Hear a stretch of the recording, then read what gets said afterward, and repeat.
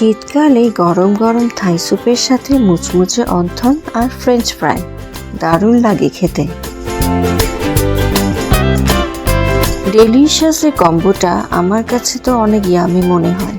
আপনাদের কাছে কেমন লাগে জানিয়ে দিন কমেন্টে।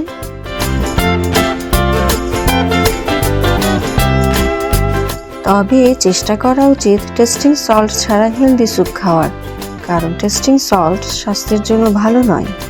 এক কাপ চায়ের চেয়ে এক বাটি স্যুপ শরীরকে অনেক বেশি প্রাণবন্ত রাখতে সাহায্য করে।